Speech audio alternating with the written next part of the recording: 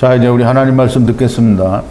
하나님 말씀은 출애굽기 12장 1절부터 11절까지입니다. 제가 한 절 읽고 여러분도 한 절 읽고 교독하겠습니다. 마지막 11절은 우리 함께 봉독드립니다. 여호와께서 애굽 땅에서 모세와 아론에게 일러 가라사대 이달로 너희에게 달의 시작 곧 해의 첫 달이 되게 하고 너희는 이스라엘 회중에게 고하여 이르라.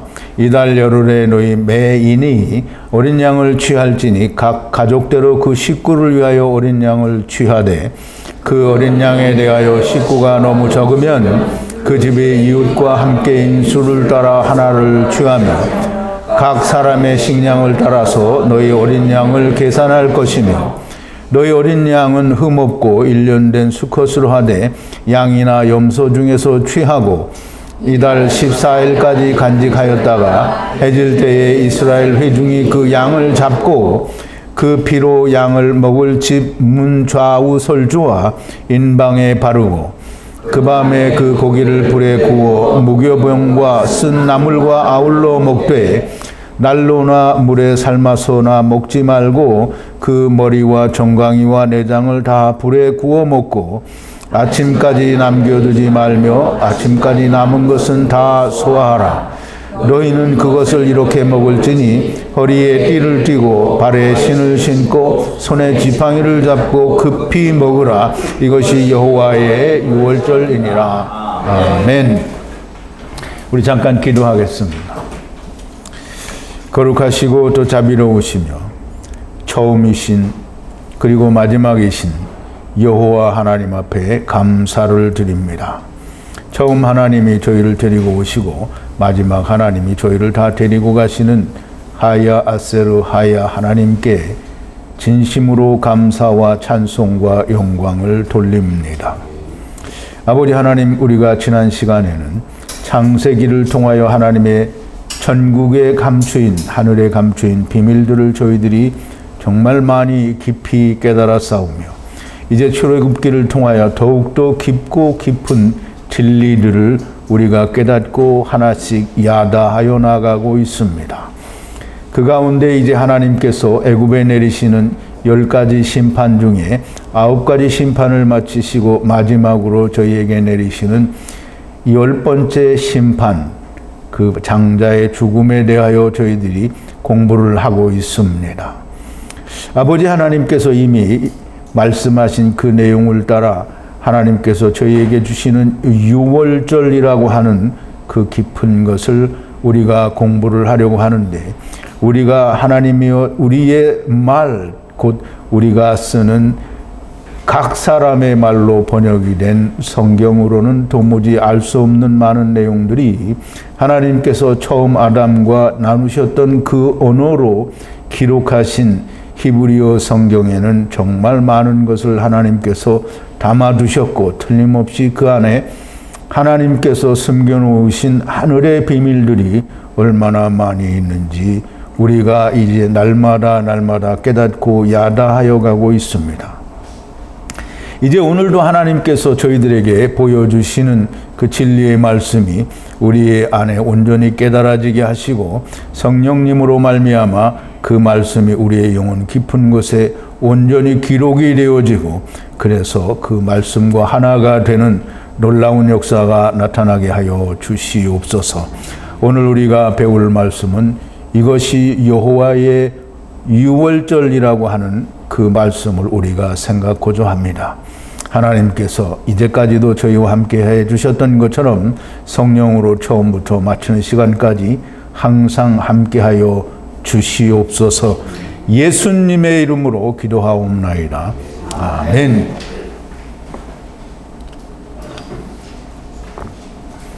자, 이제 오늘은 출애굽기 11장에서는 하나님께서 이 애굽의 마지막 타격을 주시겠다라고 말씀을 하셨고요. 그 타격에 대해서 설명을 하시는데 그게 곧 유월절입니다. 근데 유월절의 설명을 12장에서 51절에 걸쳐서 설명을 하시는데요. 그 내용이 정말 깊고 깊은 내용들입니다. 오늘도 1절부터 11절까지에 있는 말씀을 가지고 우리가 6월절에서 하나님이 우리에게 어떤 말씀을 하시는지 좀 잘 깨닫고 이해하는 그런 귀한 시간이 되기를 바랍니다. 먼저 여호와의 6월절이라는 말은 히브리 말로는 여호와 후의 6월절을 급히 먹으라 라고 그렇게 되어 있습니다. 그러면 여호와 후라고 하니까 후는 돌을 옮기는 자죠. 그럼 여호와 후니까 여호와 야샤가 됩니다. 여호와 야샤의 6월절이라는 그 말씀이고요. 그걸 급히 먹으라 라고 말씀을 합니다. 우리가 지난 시간에 말씀을 조금 요약을 하면 여호와께서 애굽의 모든 장자들이 죽을 것이라고 선포를 하십니다. 이제 이 하나님의 죽음의 사자가 애굽에 내려오게 되면 애굽의 모든 장자가 죽을 것이며 또 죽기 전에 물론 애굽의 장자들은 작게 죽게 되는 것이고요. 그 애굽의 장자들이 죽게 되고 거기에서 살아남기 위해서는 이 예수 그리스도 즉 6월절 어린 양의 피를 만나야 되는데요. 근데 그렇게 만나기 전에 이제 나가게 될 때 너희는 애굽 사람들로부터 은기구, 금기구를 구하라, 요구하라 이렇게 말씀을 하십니다. 그런데 쫓겨나가는 놈한테 무슨 그렇게 막 베풀어 주겠느냐고요. 근데 우리가 우리의 생각대로 생각하면 절대로 금과 은을 주지 않을 겁니다. 그런데 이 금과 은은 그 은기구, 금기구로 율법에 사용되어지는 율법을 완성시키는 기구다라는 그런 의미를 가지고 있습니다. 그런데 그걸 애굽 사람들에게 달라고 하니까 애굽 사람들이 줄 리가 없지만은 애굽 사람들에게 하나님이 은혜를 베푸신다라고 말씀을 하셨고요.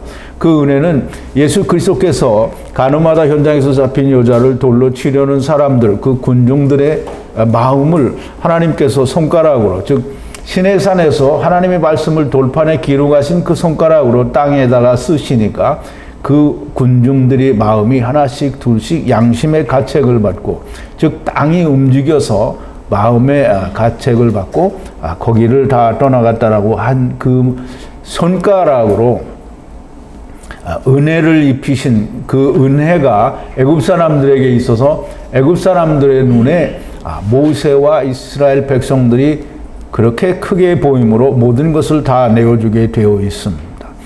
애굽 사람들의 눈에 은혜를 베푼다라는 말은 물론 모세나 이스라엘 백성들이 크게 보이기도 하겠지만 하나님이 그 말씀 속에는 이 애굽 사람들도 하나님의 은혜를 받게 된다라는 뜻이 그 안에 같이 숨어져 있습니다. 하나님께서 애굽 땅에는 정말 큰 곡성, 외침이 있을 것이다. 그러나 애굽과 이스라엘에는 구별이 있을 것이다 라고 말씀을 하시고, 애굽에는 큰 곡성이 있으나 이스라엘 백성이 있는 곳에는 이 이수의 혀가 개도 짐승의 혀도 잘라내지 못한다라는 말씀으로 얘기를 했는데요. 이 이수의 혀는 예수 그리스도의 말씀이 애굽에 이스라엘에 있는 고산 땅에 있는 모든 사람과 짐승과 그 어떤 것, 즉 이방인과 짐승들과 사람들, 이스라엘 사람들은 건드리지 않는다, 지금 잘라내지 않는다라는 말씀이 있었던 것입니다. 그리고 이 10가지 재앙은 하나님이 매번 재앙의 강도를 높여가는 게 아니라 10번씩이나 너희는, 9번씩이나 너희는 이렇게 어두움 가운데 있는데 그 어두움에서 너희가 도무지 헤어나올지 모르니 내가 너희에게 마지막으로 죽어야 된다라고 하는 심판을 보여주신다라는 거예요. 그러면 모든 사람이 죽음으로 말미암아 이 세상에서 벗어날 수 있는 겁니다. 그 죽음이라고 하는 것은 예수 그리스도와 함께 죽어도 죽는 것이지만 저절로 죽어도 여전히 죽는 겁니다. 왜냐하면 물에 빠져 죽는 것이기 때문에 노아 시대 때의 사람들이 홍수로 말미암아 죽었어도 예수 그리스도의 부활 때에 분명히 구원의 은혜가 있었던 것을 우리가 베드로전서 3장에서 우리가 배웠습니다. 그러므로 예수님께서 다시 재림하실 때의 둘째 사망에서 노아 시대 때의 사람들이 예수 그리스도의 부활과 더불어 생명을 전파받은 것처럼 예수 그리스도께서 새로운 생명, 하나님 나라의 생명을 가지고 오실 때에 이 사람들도 구원을 받게 된다라는 그런 뜻이 됩니다. 그러므로 죽음이라고 하는 것은 우리가 이 땅에서 죽을 때 그토록 두렵고 무섭고 힘들고 죽기를 원치 않지만 우리는 아버지께로 돌아간다라는 말을 믿지 않기 때문에 그런 겁니다. 그러나 내가 믿지 않는다고 해서 아버지께로 돌아가지 않는 게 아니고요. 믿지 않아도 우리는 다 하나님의 어떤 그 구원 계획 안에 들어있으므로 아무리 내가 발버둥을 쳐도 거기에서 벗어날 수 없다라고 하는 겁니다. 자, 이제 오늘 본문으로 돌아와서요. 여호와께서 모세를 향하여 아론을 향하여 가라사대 즉 말씀하시기를 애굽 땅에서 말씀하시기를 이것저것의 달을 라켐이라고 읽으면 좋을 것 같은데요. 라켐 머리인 후의 첫 달로 해의 후의 첫 달로 하라 이렇게 말씀을 하셨는데요. 이 말이 참 쉽지 않습니다. 좀 풀어서 설명을 해드리면 하나님이 모세와 아론을 향하여 말씀하셨는데 어디서 말씀하셨느냐면 애굽 땅에서 말씀하셨다라고 말씀을 하십니다. 그러므로 이스라엘 민족과 이 모세와 아론은 다 지금 애굽 땅에 있다라는 말씀을 하는 거고요. 그 말씀을 꼭 집어서 말씀하시는 이유는 이제 애굽 땅에서 나가게 된다라는 걸 강조하시기 위해서 이 말씀을 하신 게 아니냐라는 생각이 듭니다. 달이라는 그 호데시라는 단어는 하다시라는 단어에서 유래가 되는데요. 하다시라는 단어는 새롭게 하다라는 뜻이 있습니다. 그러므로 호데시는 새로운 달이라는 의미를 그 단어 자체에 달이라고 하는 그 뜻 자체에 새 달이라는 의미가 들어 있습니다. 이 호데시를 이것저것 곧 밤과 낮, 다시 말하면 처음과 나중에 호데시, 새 달로 삼으라라는 말인데요. 호데시는 후의 호데시입니다. 후의 첫 호데시가 됩니다. 호데시라고 하니까 잘 느낌이 안 옵니까? 후의 첫 달이 됩니다. 해마다 유월절을 지키게 되므로 이 후의 첫 달이 되는 것은 아주 중요합니다.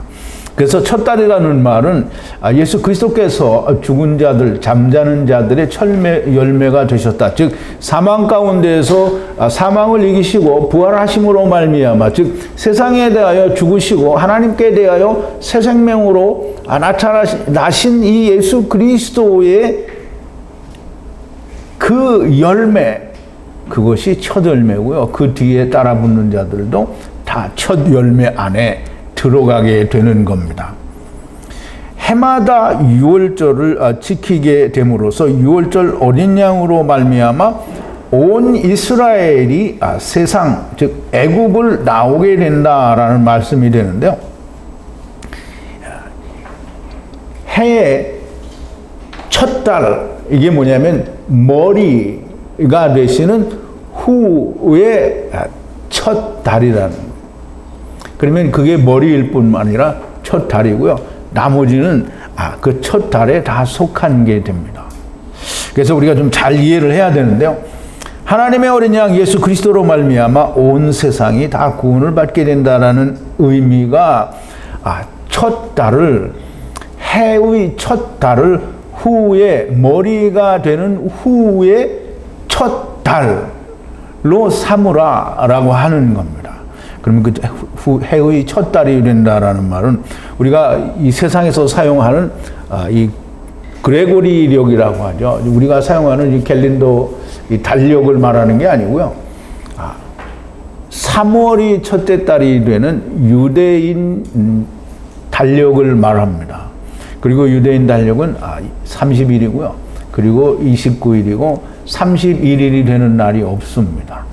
그러므로 이 유대인 달력에도 윤달 같은 것이 있습니다. 그러면 음력을 사용하는 이 동양인의 달력이 훨씬 더 성경적이다라는 그런 느낌을 우리는 가질 수 있는데, 어찌되었든 이 밤이든 낮이든 예수 그리스도를 만날 때까지는 사람들이 항상 해의 첫 달을 지내게 됩니다. 그러면 예수 그리스도를 만나면 우리는 후에 첫 달 안에 살게 되는 겁니다. 나머지 11달도 그 안에서 살게 되는 거예요. 왜냐하면 우리는 주 안에서 빛과 함께 다니는 겁니다. 예수 그리스도를 믿는데 내가 예수 그리스도와 동행하지 않는다라고 하면 그럼 예수 믿는 사람 아닙니다.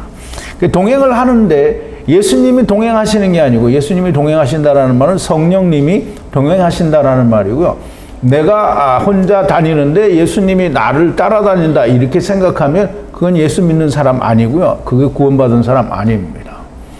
성령님이 인도하시니 내가 성령님을 따라다니는 거지, 내가 성령님이 나를 따라다니면서 내 뒤를 돌봐준다, 이거는 무속신앙입니다.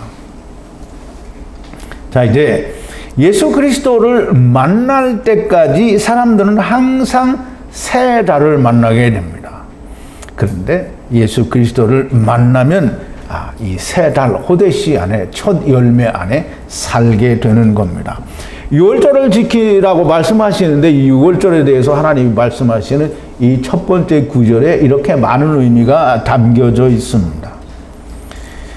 또 하나님이 모세를 통하여 말씀하시는데 모든 이스라엘 회중을 향하여 말하라 라고 하는데요. 여기서 말하라는 다바르입니다. 그러므로 문을 들어가고 나오는 일에 대해서 말하라는 건데요. 그 말이 호데시, 이것저것의 달, 이것저것은 역시 처음과 나중 혹은 밤과 낮을 말하고요. 이것저것의 달, 세 달, 호데시 10일에 남자는 이라고 하는데요. 남자는 라메드, 그 다음에 카프, 그 다음에 맴인데요. 이게 어떻게 읽어야 될지 발음을 잘 모르겠는데 그냥 레컴이라고 하면 좋을 것 같아요. 그건 제 생각입니다. 쉽게 하기 위해서 레컴이라고 하면 아버지와 아들과 내가 하나 되는 말씀으로 분리되어지는 말씀이라고 이렇게 이해를 하면 좋을 것 같아요. 그래서 그 분리되어지는 말씀의 남자 이씨는 지금 이제 다시 말하면 그 말씀으로 분리되어질 남자를 말하죠. 그럼 어린 양을 먹을 남자를 말합니다. 이 남자는 아버지의 집에 양을 취하라라고 그렇게 말씀을 하십니다. 그럼 이 양을 취하는데 아버지의 집의 양이면 누구를 말하겠어요? 6월절 어린 양을 말하겠죠. 이 6월절 어린 양을 취하라. 그런데 그 어린 양을 취하는데 누구를 위해서 취하냐면 집을 위하여 취하라. 이렇게 했는데 그 집이 누군 집이겠어요? 하나님의 집을 위하여 취하라는 거겠어요?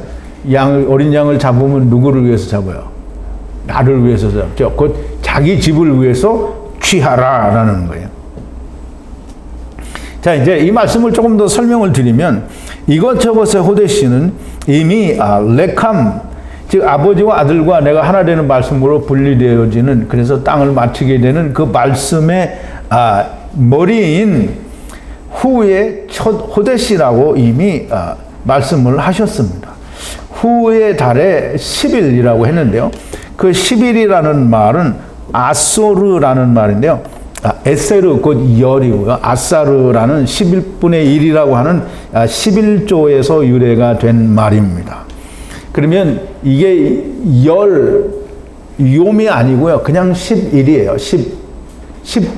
10날. 그냥 그 날 자체를 말해요. 요음을 말하는 게 아니에요.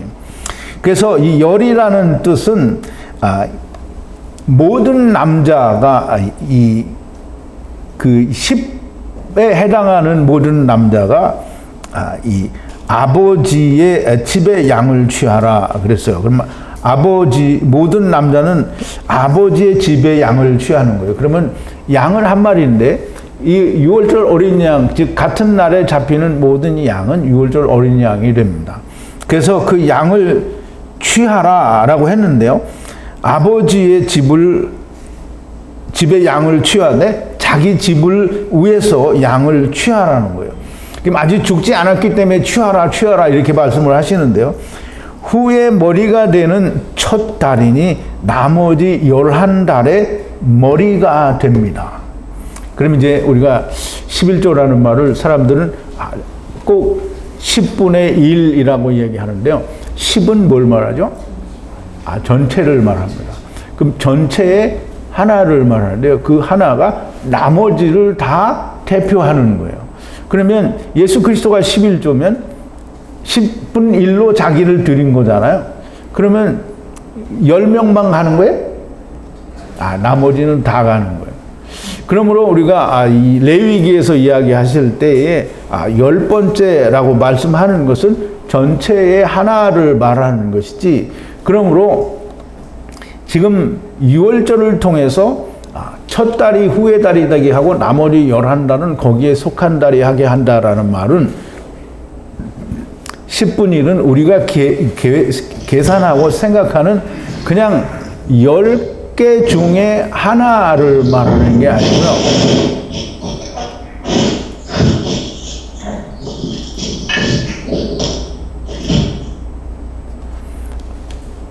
모든 전체의 하나, 곧 예수 그리스도가 모든 세상을 구원하신다라는 뜻이고요. 이 한 해에 첫 달이 후의 달이 되게 하는 건 나머지 11달이 다 그리스도에게 속한다라는 그런 의미가 됩니다.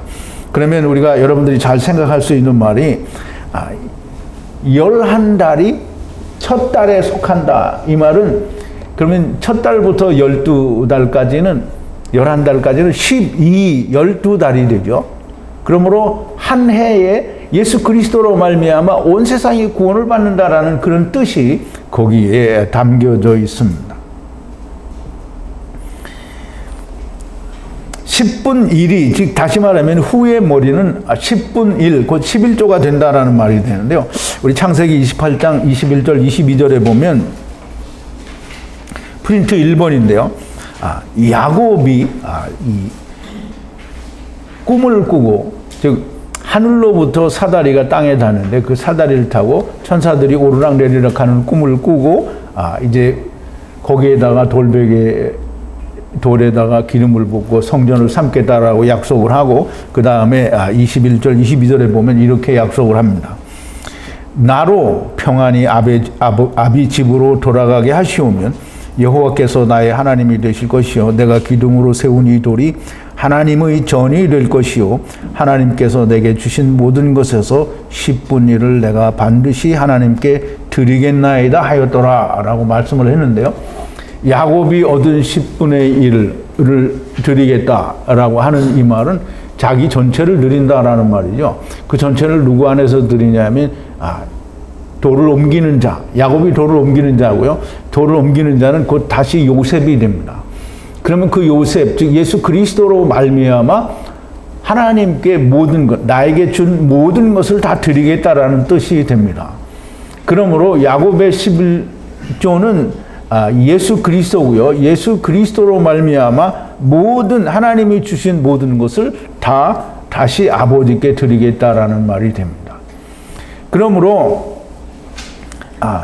창세기 37장 7절부터 9절에 보면 이런 말씀이 있습니다.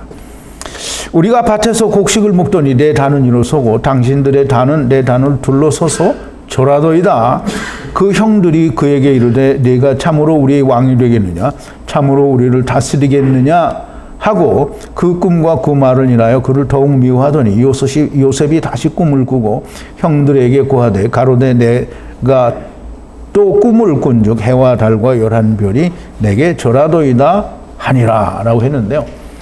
이 첫 번째 단의 꿈에 대해서는 요셉이 일어서더니, 단이 일어나는 거잖아요. 단이 서더니 그렇다면 일어섰단 말이에요. 단이 요셉이 쿰했단 말이에요. 죽었다가 다시 살아나니까 모든 단들이 절을 하게 된다라는 말이고요. 그게 율법에 있는 약속이고요. 그 다음에는 해와 달, 즉 아버지와 율법, 그것이 다 합쳐져서 요셉에게 이루어지니까 나머지 11별이 다 절을 했다라는 말이고요. 요셉이 머리에 이 해의 머리인 첫 달이 되게 했다라는 말은 요셉이 해와 달과 요셉이 하나가 된 걸 말하는 거예요. 그러므로 11별이 결혼했다라는 건 11달이 다 요셉에게 속했다라는 말이고요. 그게 12지파가 다 예수 그리스도로 말미암아, 즉 요셉으로 말미암아 구원을 받는다라고 하는 참뜻이 됩니다. 자, 이제 그 다음에 나오는 얘기가 더 굉장히 중요한 얘기인데요. 만약 두 번이 만약입니다. 만약 집이 적게 하야 하면, 집이 적게라는 말은 우리가 이제 생각할 때에는 우리말 번역에 의하면 이 사람은 수는 적은데 양이 한 마리가 이 사람 대해서 많으면 사람들을 불러오라, 이런 말로 이해가 되잖아요. 근데 그런 게 아닙니다. 여기서 적게 된다라는 말은 뭔가 부족하고 모자라는 걸 말합니다. 그런데 어떻게 모자라느냐 하면 집이 있어요. 집이 있는데 그 집에는 남자가 없고 여자만 있는. 그러면 그 집이 적은 겁니다. 그러면 그 집에 누가 와야 돼요? 남자가 와야 됩니다.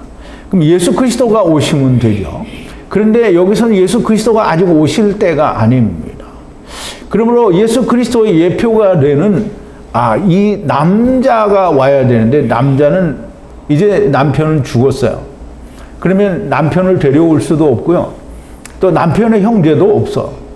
그러면 어떻게 하냐면 가장 가까운 친척, 그러면 그 기업을, 땅을 물을 남자를 찾아서 그럼 네가 이 기업을 사라 라고 이야기를 하면 그 남자가 사면 그 남자와 같이 한 집을 이루게 됩니다.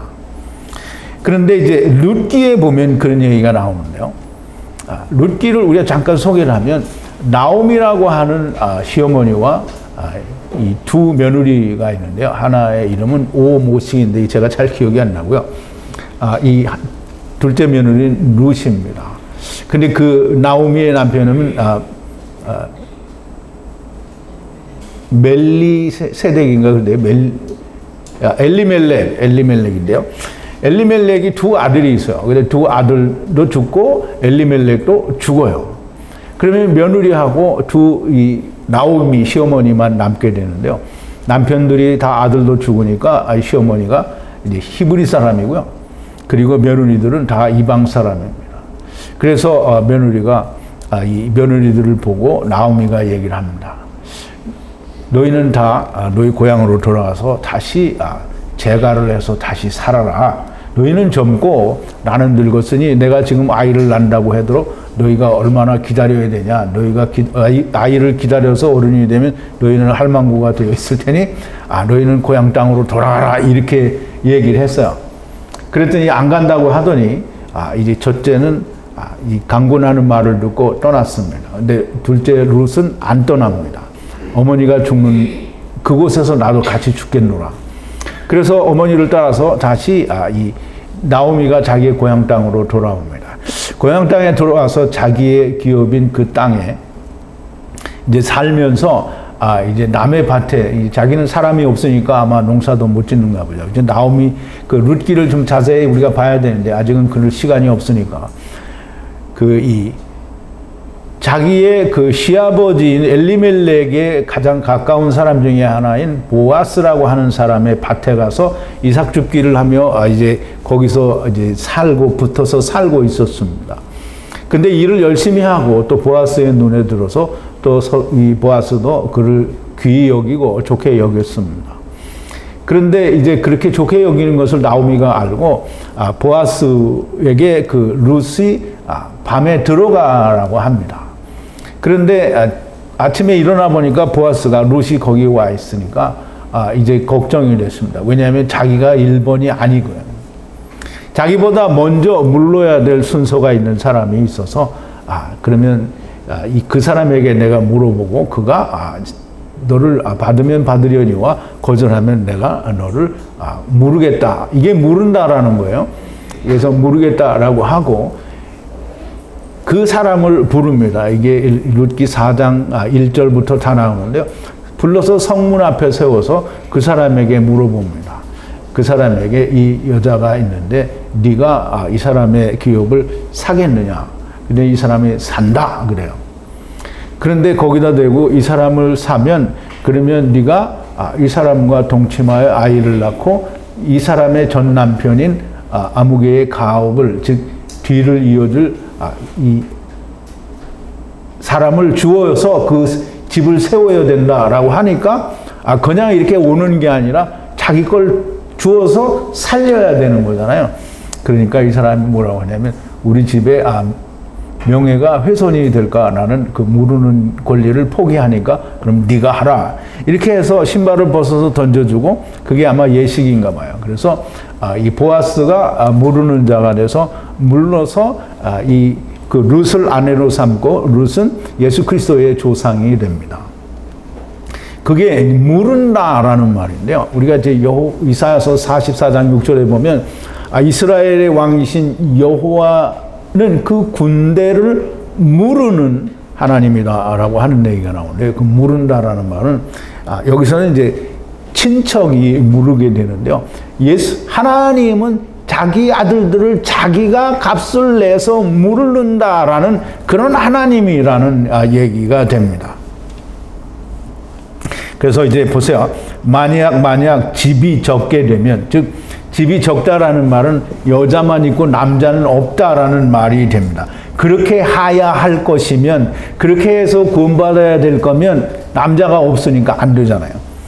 그러면 그 남자 네피시 수 남자 한 사람 수에 집을 향하여 가까이 거주하는 먹을 입을 양을 위하여 계산하라 이렇게 되어 있어요. 그럼 이제 우리말로는 이게 이해가 참 쉽지 않은데요. 번역은 이 히브리 말로도 잘 이해가 안 되고요. 이 번역도 이렇게 엉터리로 되어 있어서 잘 이해가 안 됩니다.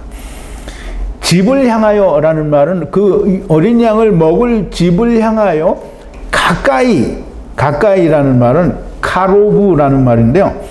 이 카로브라는 말은 혈족 가운데에 가까운 이 말이고요. 샤칸이라고 했는데 샤칸이라는 말은 샤카부에서 유래가 된 단어고요. 같이 세상에 와서 율법을 행하는 자를 말해요. 이 샤칸하는 거죠. 다 샤칸하는 겁니다. 우리가 다 샤칸하는 거예요. 샤카부 한다 이 말입니다. 샤칸하는 아칼 이 양을 먹을 입을 양을 위하여 계산하라. 즉 다시 말하면 이 혈족 중에 가까운 남자를 택하여 그 양을 먹을 입을 함께 계산하라는 거예요. 그러면 적은 집이라는 말은 뭔가 부족한 집이 완전한 집이 아니에요. 남자와 여자가 함께 되어야 온전한 집이 되는 겁니다. 그러면 그 온전한 집이 되기 위하여 양을 먹어야 되는데 그 양을 먹으려면 남편이 없으니 혈족 가운데 가장 가까운 사람을 불러 같이 먹으라는 겁니다. 그러면 하나님은 지금 이 얘기를 말씀하시면서 6월절을 이야기하시면서 무르는 일을 하나님께서 설명을 하시는 거예요. 그 설명을 우리가 납득하기 좋게 하기 위해서 여호수아 다음에 바로 이 룻기가 나오게 됩니다. 그러므로 6월절을 통해서 하나님이 물으시는 하나님인 것을 다시 한번 설명하시는 거예요. 물론 이제 그 전에는 설명하신 적이 없죠.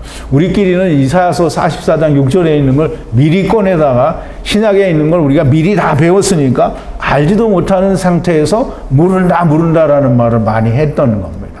그런데 정말 이 물은다라는 뜻이 6월절 속에서 하나님이 이렇게 우리에게 설명을 해 주십니다.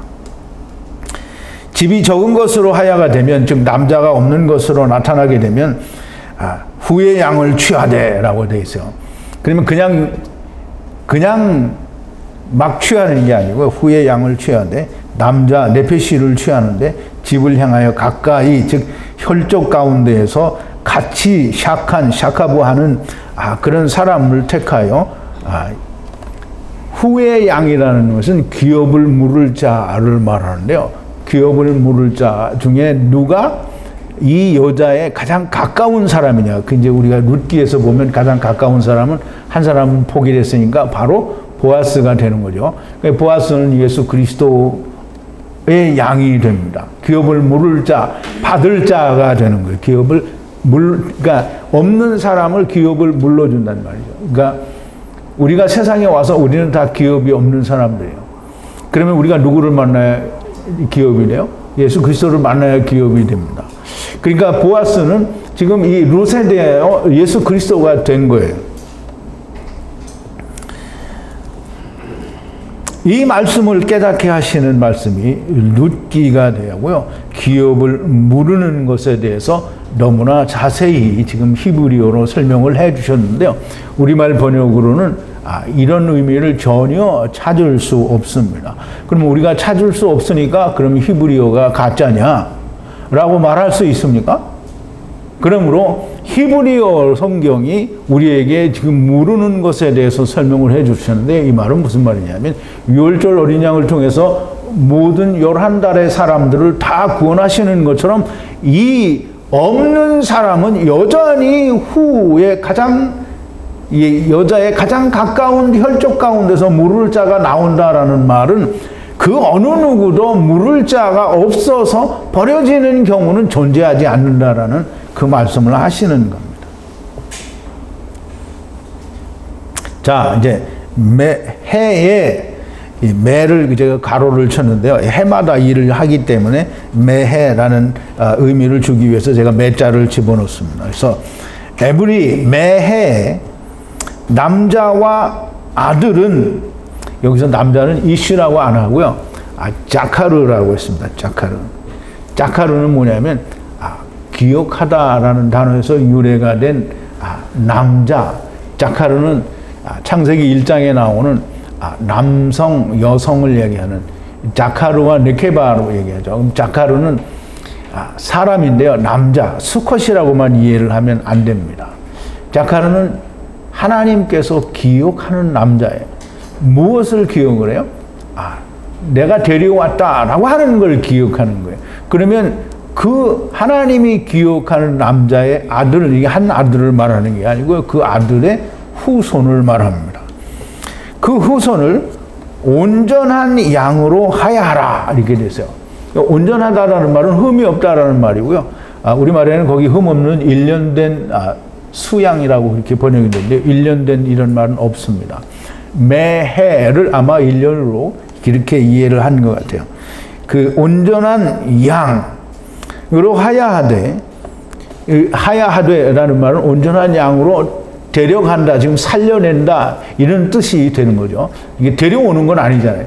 온전한 어린 양으로 데려오는 건 아니잖아요. 데려가는 걸 말하는 겁니다.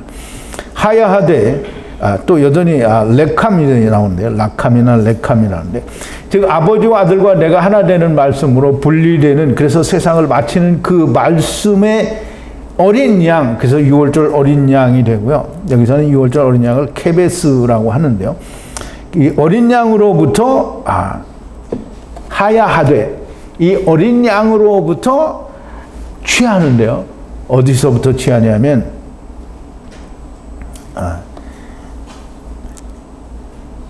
하야하되 어린 양으로부터 취하고 그 다음에 염소로부터 취하라 이렇게 되어 있어요. 그럼 이제 이 온전한 양으로 모든 자를 하야하게 되는데 양으로부터 하야하는 자도 또 염소로부터 하야하고 또 염소로부터 하야한다라는 뜻입니다. 그러면 이제 온전한 양은 누구예요? 6월절 어린 양이죠. 그러면 6월절 어린 양이 케베스로부터 취하게 되는데 그 케베스는 누구냐면 이스라엘을 말합니다. 그래서 하나님이 예레미야서에서도 그렇고요. 이스라엘을 하나님의 잃어버린 어린 양이라고 얘기를 하는데요. 그게 나중에는 확대 해석이 되면 천하만민도 잃어버린 양이 되지만 우선 지역적인 이 문자 속에서는 지금 케베스라고 말을 하는 건 이스라엘을 말하는 거고요. 그 다음에 염소라는 말은 그래서 이 케베스라는 양은 수양이고요. 그 다음에 염소는 암염소가 됩니다. 그러면 이제 암염소는 약속이 없는 자들이라는 뜻이 됩니다. 그러나 수양은 약속이 있어서 예수 그리스도를 약속받은 자가 곧 이스라엘이고요. 그리고 염소는 약속이 없는 암컷이니까 이거는 이방인들이다라는 그런 의미를 우리가 가질 수 있게 됩니다. 그래서 양으로부터 취하고 염소로부터 또 염소로부터 취하라라는 말씀이 됩니다. 이것저것의 달에 그렇게 취하는데 이것저것 즉 밤과 낮 처음과 나중에 달 호데시에 14 또 4 이렇게 되는데요. 14 아니 4가 두 번 나오는 건 여기가 아닌가. 그럼 14날까지 간직했다라고 되어 있는데요. 그럼 이제 우리말로 번역하면 그냥 14일까지 간직하였다. 10일에 택하니까 양을 10일에 취해요. 그래서 14일까지 간직하라는 거예요. 간직한다는 건 가두고 지킨다라는 뜻이 됩니다. 그래서 그렇게 간직하는데요. 그 간직을 뭐라고 하느냐면 이 레캄이라고 되어 있고요. 똑같이 아버지와 아들과 내가 하나 되는 말씀으로 분리해서 세상을 마치는 그 말씀의 이 감옥 미시메레트라고 했는데요. 스트롱코드 493일이고요. 미시메레트는 미시마르의 여성형이라고 합니다. 그러면 미시마르는 무슨 뜻인지 아시겠어요? 미시마르는 이 말씀의 감옥입니다. 그래서 우리가 창세기 37장에서 37장입니까? 요셉이 보디발 장군의 집에 갇히고 다시 왕의 감옥에 갇히고 할 때 감옥에 대해서 우리가 공부를 했죠. 소하르 집, 그리고 미시마르, 이 모든 둥근 집 이런 게 다 감옥입니다. 말씀 안에 있는 감옥이에요. 사실 우리가 성령과 말씀 안에 있는 거잖아요. 그러니까 결코 틀린 말이 아닙니다. 14날까지라고 하니까 10 모든 것이 4는 뭐라 했어요? 아르바 땅 끝까지 간직이 되는 거예요. 그래서 땅 끝까지 미시마르 이게 감옥소에 간직했다가 에트 모든 이스라엘 백성 총회가 밤의 사이에 잡으라 이렇게 되는데요. 에트 모든 이스라엘은 여기에는 고이나 암이라고 하지 않고요. 에다라고 했는데 에다는 이제 백성이고요. 비슷한 의미입니다. 그런데 그 다음에 나오는 총회는 카할이고요. 구약에서 총회를 말할 때 굉장히 많이 사용이 되었습니다.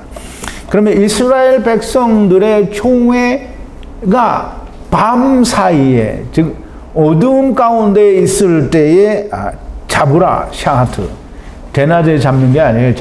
대낮에 오지를 않죠. 예수님은 밤에 오는 겁니다.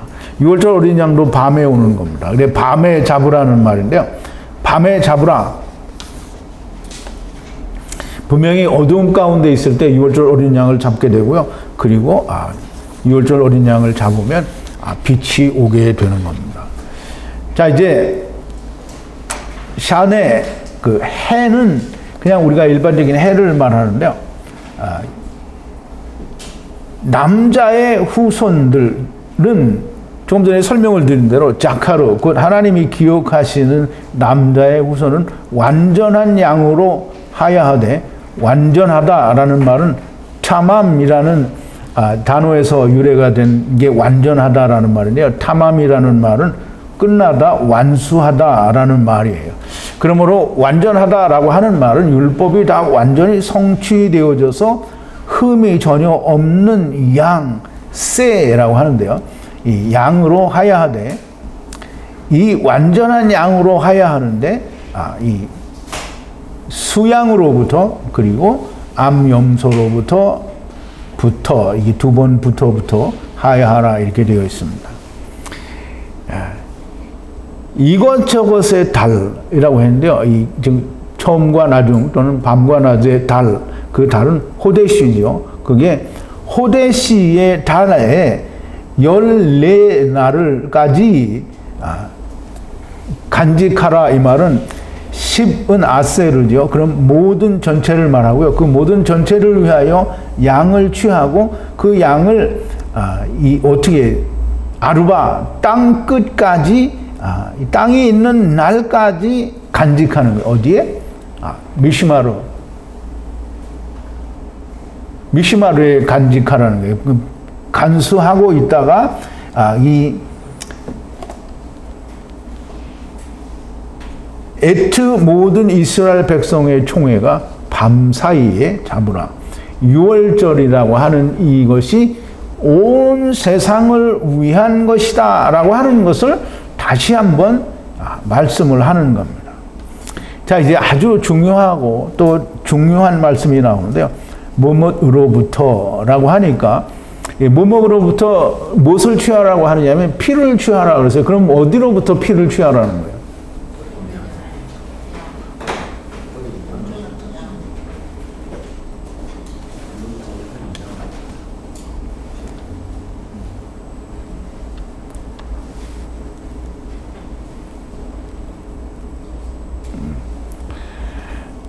유월절 어린 양으로부터 피를 취하라고 하는데요. 그 피를 취하여 라카흐하여 에트 아세르 하는 양이라는 말은 없지만 그 먹을 집 위에 인방 위에 그리고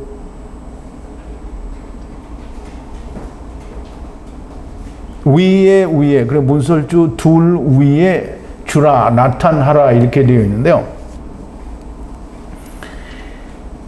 이게 바르라 이렇게 말이 아니고요. 주라 이렇게 되어 있습니다. 그리고 이것저것의 밤에 에트 고기를 불에 구워 먹고 무교병을 쓴 나물 위에 먹으라 이렇게 되어 있는데요.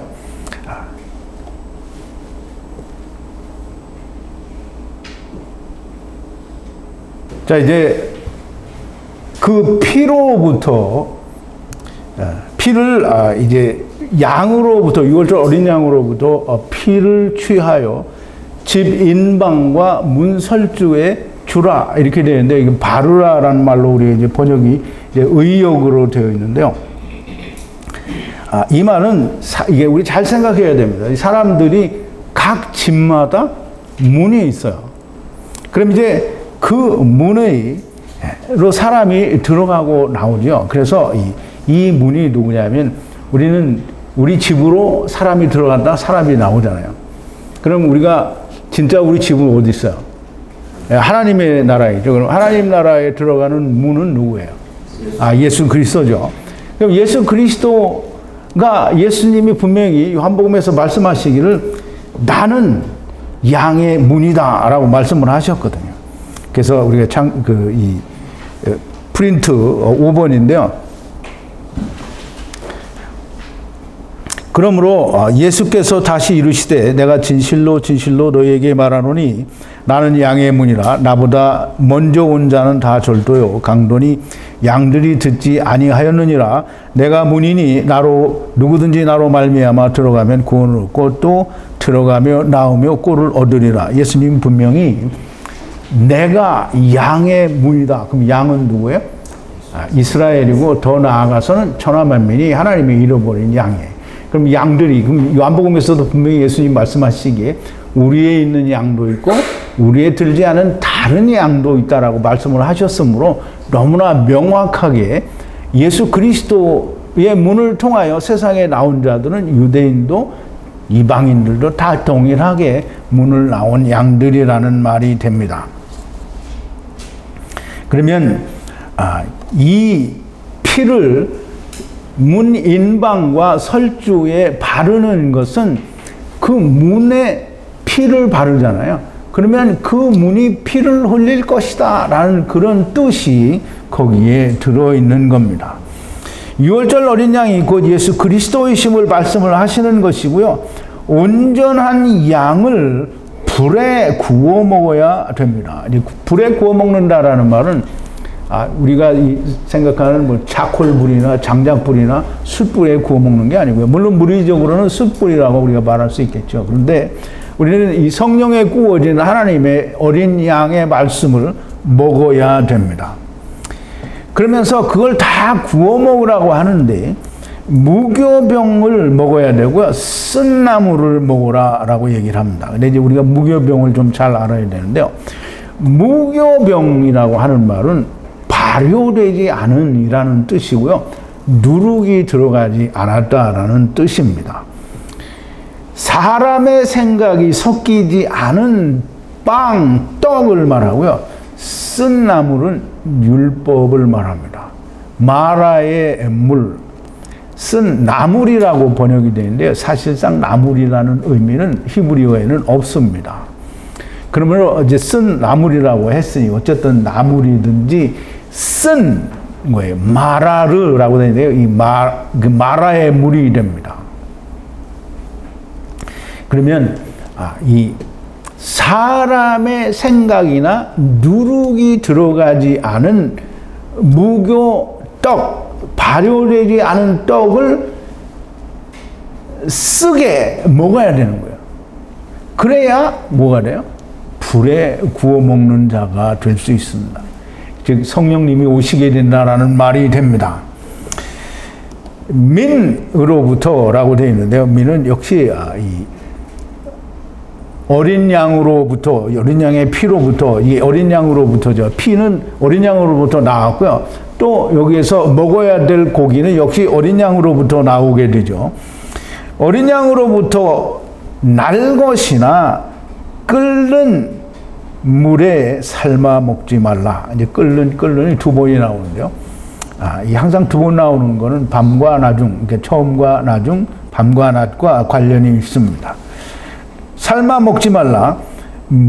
반드시 머리와 다리 위에, 그리고 내장 위에 불로 구워야 하기 때문이다. 날로 먹지 않고 삶아 먹지 않아야 되는 것은 반드시 구워 먹어야 되기 때문인데요. 머리와 다리와 내장 위에 구워 먹어야 된다라는 말이에요.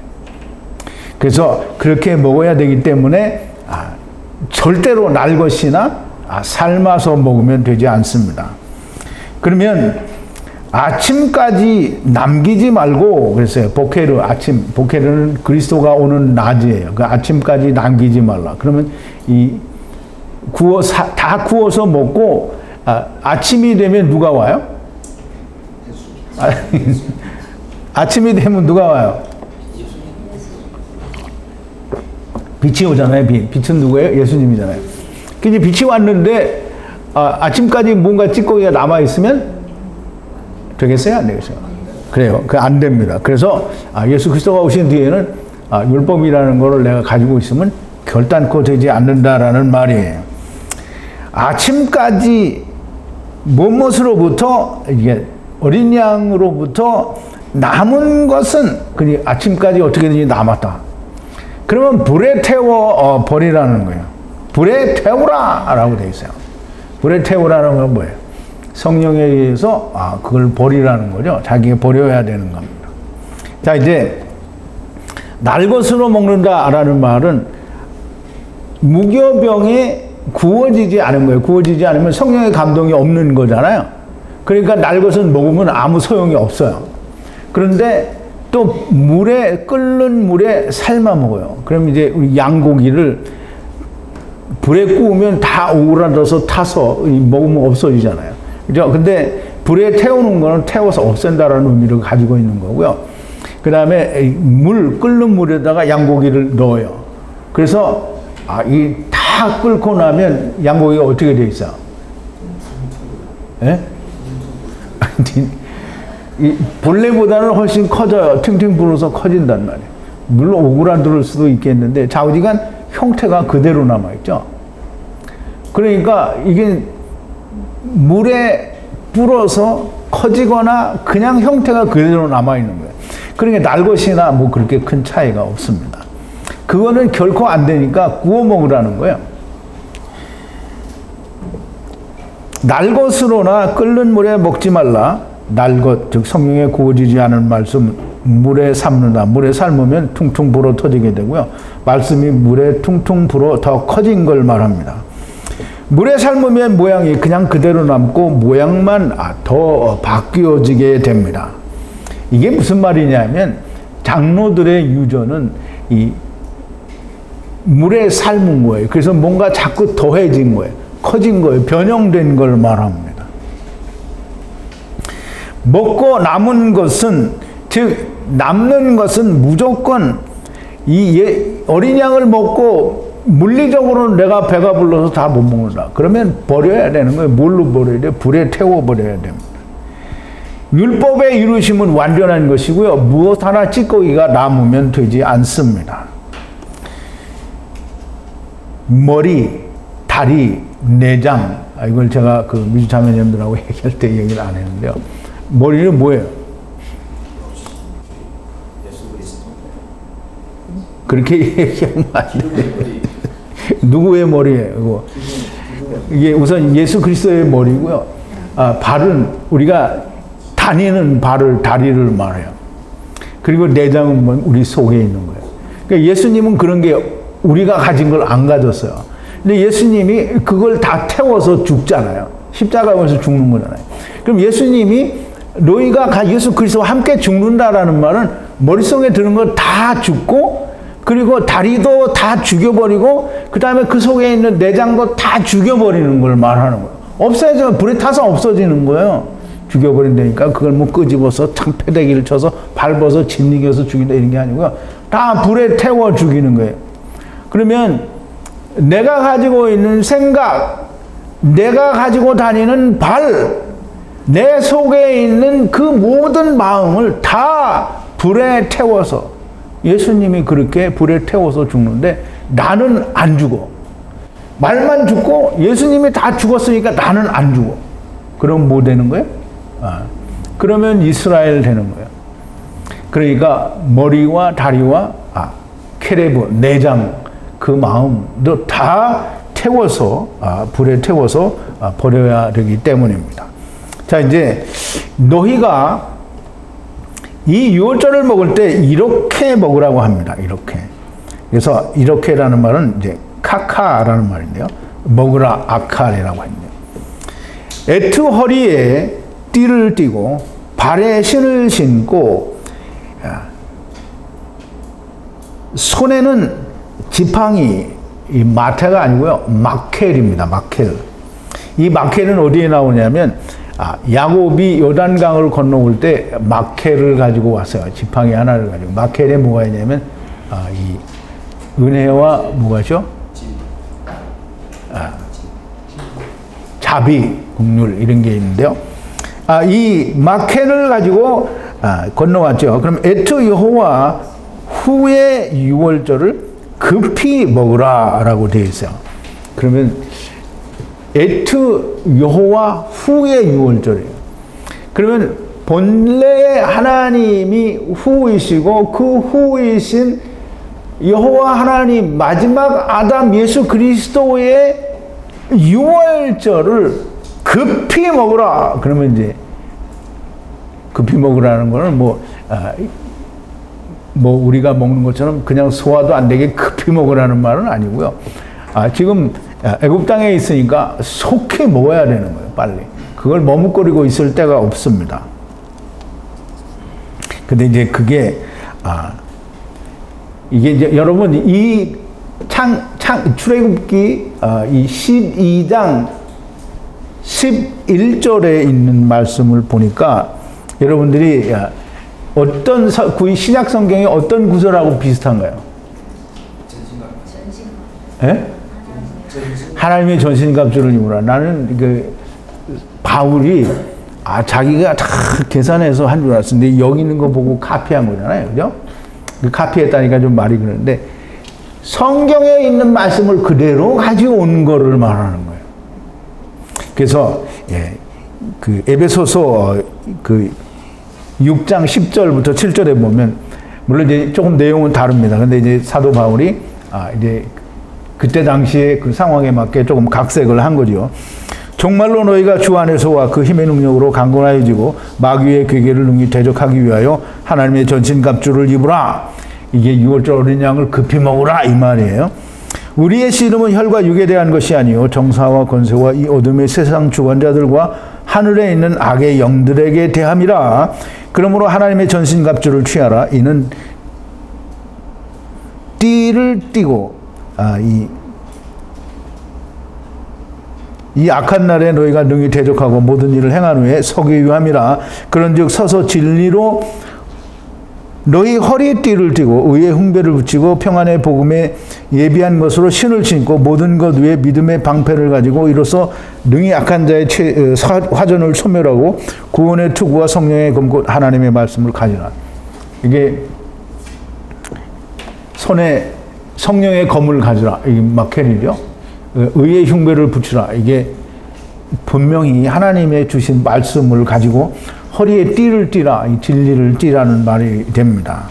그래서 이 띠는 울타리 안에서 율법으로 분리되어지는 것을 마친 말씀의 띠가 되고요. 발은 분리하는 율법으로 하나님 아버지와 아들과 내가 하나 되는 것을 이루어 마친 발에 복음의 신을 신고 야곱의 막대기를 잡고 야곱의 막대기 마케를 잡고 여호와 후의 유월절을 급히 먹으라. 이 하나님의 전신갑주를 입으라는 말씀과 같은 말입니다.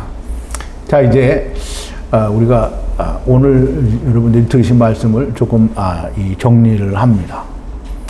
이제 오늘 우리가 세상 사람들을 보면 예수 믿는다고 하는 많은 사람들을 보면 또 하나님의 말씀을 진리의 말씀을 들었다고 하는 많은 사람들이 보면 열심히 믿어요. 그리고 그 진리를 자기 거다라고 말을 하는데 사실은 그 말씀을 예수님이 여러분에게 오셔서 이제 예수님이 생명의 말씀을 전해줬어요. 그러면 예수님이 생명의 말씀을 전해줬는데 할렐루야 아멘 하고 그리고 뒤돌아서서는 가서 세상 목사들 설교를 듣고 있다고 하면 그게 믿는 거예요? 안 믿는 거예요? 안 믿는 거예요. 하나님의 말씀을 들었으면 이게 세상 걸 버려야 됩니다.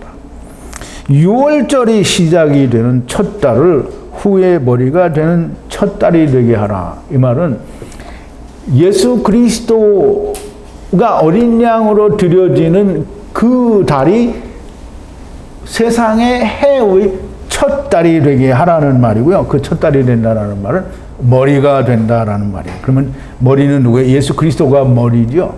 그럼 머리에 달린 모든 이 기둥들은 사람들입니다. 6월절 어린 양을 10일에 취하라라는 말은 10분 1이 되게 하기 때문에 그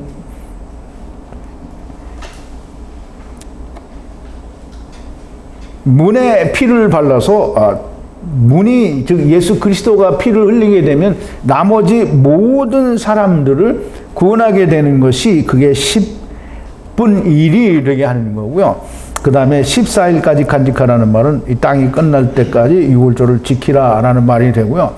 땅 끝까지 이루게 된다라는 그런 뜻을 가지고 있습니다. 그래서 마태복음 5장 17절에부터 18절에 보면 7번인데요. 내가 율법이나 선지자를 폐하러 온 줄로 생각지 말라. 폐하러 온 것이 아니에요. 완전케 하려 함이로라. 진실로 너희에게 이르노니 천지가 없어지기 전에는 율법의 1.1핵이라도 반드시 없어지지 아니하고 다 이루리라. 라고 하는 말은 아직도 남아있는 자가 이 땅에 있으면 6월절은 여전히 지켜야 됩니다. 둘째 사망에 들어가면 6월절을 더 이상 지키지 않고요. 하나님의 나라에서는 6월절을 어떻게 먹는지 예수님이 설명 안 해줬어요. 모릅니다. 지나다 보면 예수님이 말씀하신 것이 어디에 보이면 알게 되겠죠. 자, 이제 적으면 사람 수에 비해서 양고기가 너무 많으면이 아니고요. 양고기를 먹어서 구원을 얻어야 되는데 한 집이 완전케 되기 위해서 남자가 있어야 됩니다. 근데 그 남자, 예수 그리스도의 예표가 되는 남자가 없는 집은 아직 이 예수 그리스도가 바로 6월절 어린 양이 오시지도 않았는데 들어갈 수는 없어요. 그러니까 가장 가까운 친척 중에 누가 와서 그 집을 세우라는 거예요. 그것이 곧 여호와 하나님께서 우리를 세우시겠다라고 하는, 물으시겠다라고 하는 하나님의 뜻이 됩니다. 불에 구워 먹고 날 것이나 삶아 먹지 말라. 그리고 아무것도 남기지 말라라고 합니다. 6월절 후에 여호와 후의 6월절, 그 예수 그리스도의 6월절이라는 말이고요. 예수 그리스도의 6월절은 복음을 듣는 즉시 먹어야 됩니다. 그거 듣고 이것은 80% 이것은 20% 내가 이걸 믿지만 아직 20%는 못 믿겠어 이렇게 말을 하면 그러면 안 믿는 거예요. 하나님의 말씀은 100% 옳아야지 하나님의 말씀이 80%는 맞고 20%는 안 맞다 그러면 그건 하나님의 말씀이 아닌 거예요. 그리고 무교병과 쓴 나물 위에 먹으라 이렇게 되네요. 다음 시간에 내일은 이제 이 유교병과 무교병에 대한 차이를 조금 말씀을 드릴 텐데요. 무교병은 사실상 누룩이라는 말입니다. 이래 누룩이라는 말은 사실상 좋은 말이에요.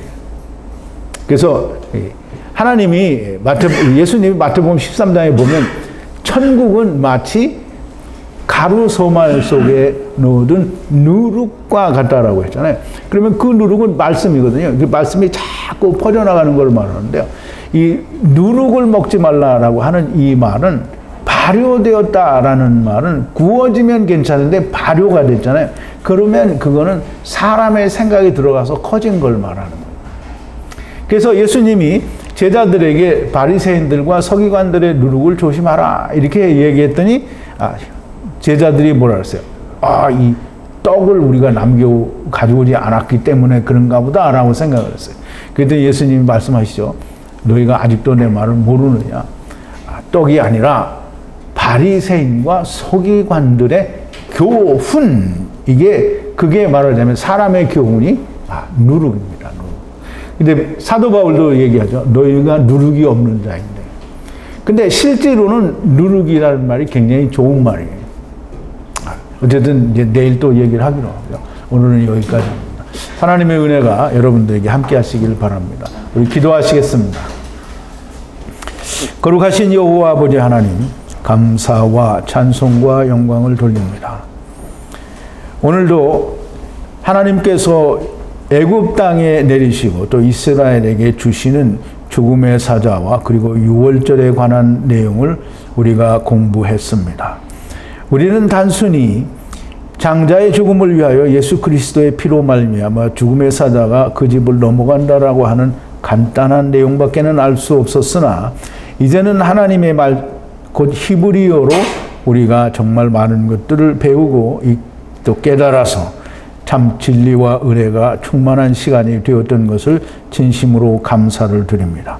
이 말씀들이 우리가 늘 되새김을 하고 우리가 그 맷돌로 가는 것처럼 갈아서 우리의 속에 완전하게 소화되게 즉 야다 되어지게 하여 주시옵소서. 예수님의 이름으로 기도하옵나이다. 아멘.